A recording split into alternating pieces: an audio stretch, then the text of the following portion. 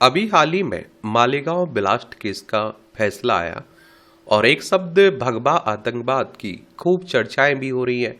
भगवा आतंकवाद का जिक्र कब और कैसे शुरू हुआ, इसके बारे में हम लोग बात करते हैं। मालेगांव बम ब्लास्ट मामले में 31 जुलाई 2025 को सुबह 11:15 फैसला सुनाए जाने के एक घंटे के भीतर महाराष्ट्र के मुख्यमंत्री देवेंद्र फडणवीस ने सोशल मीडिया प्लेटफॉर्म एक्स पर एक लाइन की पोस्ट की थी और इसमें उन्होंने लिखा था कि आतंकवाद भगवा न कभी था, ना है और न कभी रहेगा।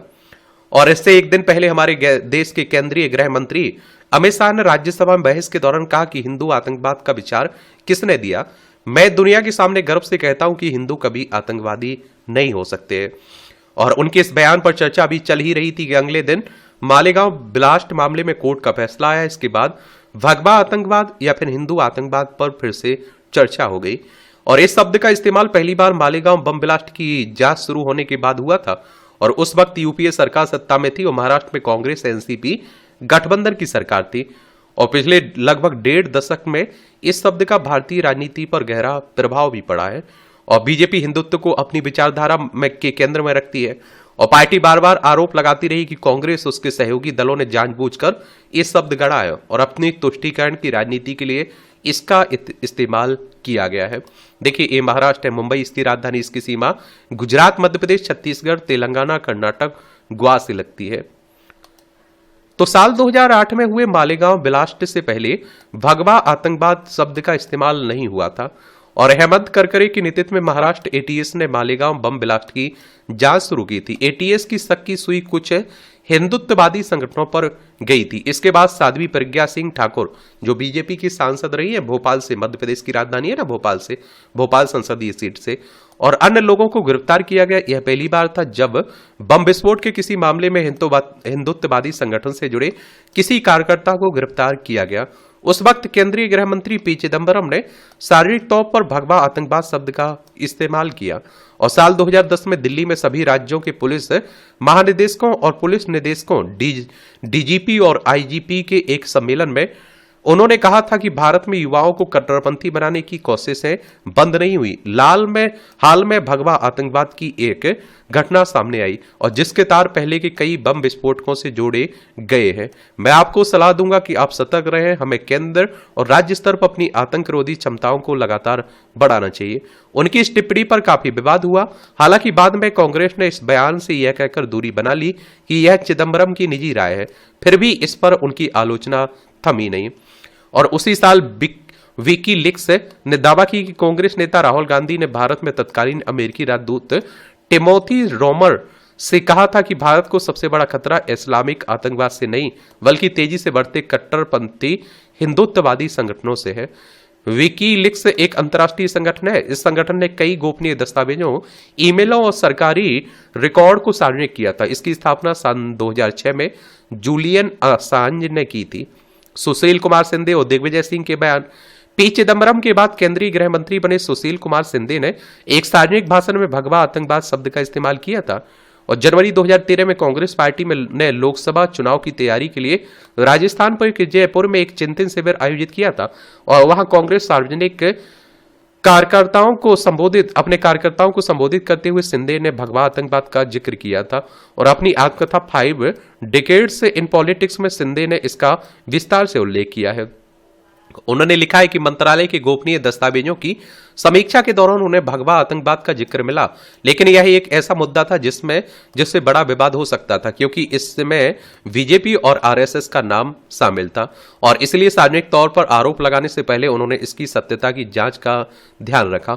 सिंधे ने यह भी कहा कि उन्होंने जानबूझकर हिंदू आतंकवाद के बजाय भगवा आतंकवाद शब्द का इस्तेमाल किया और अपनी आत्मकथा में उन्होंने लिखा कि अगर कोई उस वक्त मीडिया को दिए मेरे बयान देखे तो उससे पता चलेगा कि मैंने खास तौर पर भगवा आतंकवाद शब्द का इस्तेमाल किया।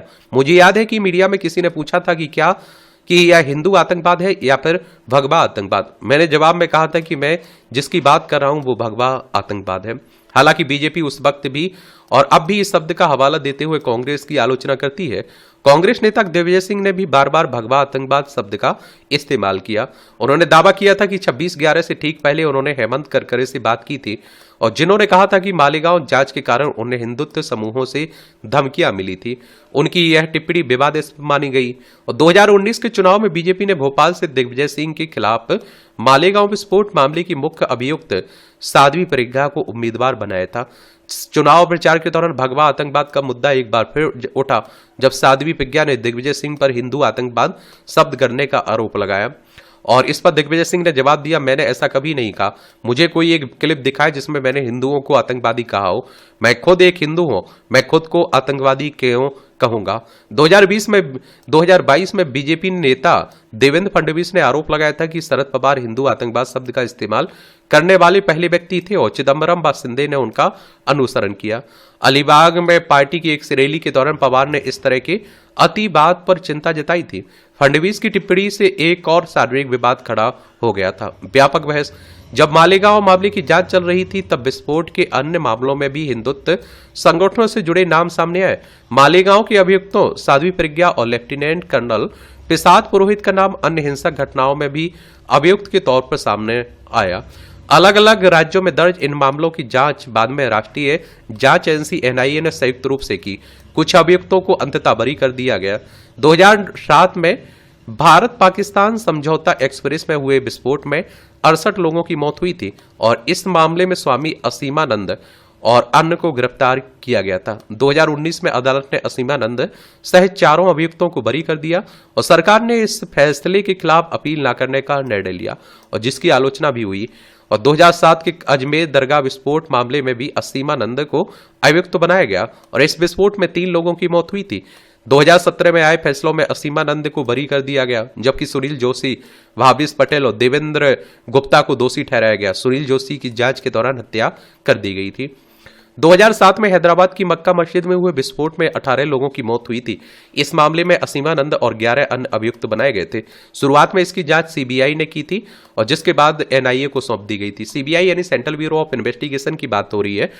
1 अप्रैल 1963 में स्थापना हुई थी। नई दिल्ली में इसका हेडक्वार्टर देखने को मिल जाएगा आपको। एनआईए की बात करें तो नेशनल इन्वेस्टिगेशन की एजेंसी की बात हो रही है। नई दिल्ली में इसका हेडक्वार्टर आपको देखने को मिल जाएगा। इसके फाउंडर थे राधा विनोद राजू, ये भी याद रखिए। 2009 में इसकी स्थापना हुई थी। 2018 में अदालत ने सबूतों के अभाव में सभी अभियुक्तों को बरी कर दिया था और यहां तक कि सीबीआई की हिरासत में दिए गए असीमानंद के कबूलनामे को भी अदालत ने खारिज कर दिया था। इन घटनाओं में पहली बार हिंदुत्ववादी संगठनों से जुड़े लोगों पर संगठित हिंसा के आरोप लगे। इसकी शुरुआत 2008 में महाराष्ट्र एटीएस की मालेगांव जांच के दौरान हुई थी और इसी के बाद भगवा आतंकवाद शब्द सामने आया और देश भर में राजनीतिक विवाद शुरू हुआ। राजनीतिक घमासान में छूट गए अहम सवाल। मालेगांव विस्फोट के बाद भगवा आतंकवाद का मुद्दा एक बार फिर उठ खड़ा हुआ। देवेंद्र फडणवीस ने मीडिया से कहा कि कांग्रेस को इस नैरेटिव को बढ़ावा देने के लिए माफी मांगनी चाहिए। वहीं कांग्रेस के महाराष्ट्र प्रदेश अध्यक्ष हर्षवर्धन सबकाल ने कहा कि आतंकवाद का कोई धर्म, जाति या रंग नहीं होता, लेकिन कुछ पार्टियां इसे एक रंग देने की कोशिश करती है। कोर्ट ने भी फैसला सुनाते हुए कहा कि हिंसक कृत्यों को धर्म से नहीं जोड़ा जा सकता है। पत्रकार और राजनीतिक विश्लेषक राजू पारोलकर पूछते हैं कि लिंचिंग की घटनाओं का क्या हुआ, क्या वे नहीं हुई, क्या मालेगांव धमाकों में लोग नहीं मरे, कौन जिम्मेदार था? इन सवालों का जवाब कौन देगा? पारोलकर कहते हैं कि देश में बहुसंख्यक आतंक का एक रूप उभर रहा है जिसकी आड़ में अल्पसंख्यकों और आदिवासियों को दबाया जा रहा है। वरिष्ठ पत्रकार और लेखक प्रशांत दीक्षित का मानना है कि इस तरह की शब्दावली और उससे जुड़ी राजनीति भारत में 2 दृष्टिकोण के बीच लंबे समय से चले आ रहे वैचारिक संघर्ष से उत्पन्न हुई है। उनका कहना है कि आजादी से पहले भी आप इस विभाजन को देख सकते हैं। कांग्रेस ने भारत को यूरोपीय उदारवादी नजरिए से देखा जबकि आरएसएस और हिंदुत्ववादी संगठनों ने इसे भारतीय परंपरा में निहित सांस्कृतिक और ऐतिहासिक नजरिए से देखा। मालेगांव जांच की शुरुआत से ही कांग्रेस को एक राजनीतिक अवसर का आभास हो गया था। गुजरात दंगों, मोदी के उदय के बाद भी वह ऐसी आलोचना करती रही है। आधी अधूरी जांचें ऐसे राजनीतिक खेल को बढ़ावा देती हैं।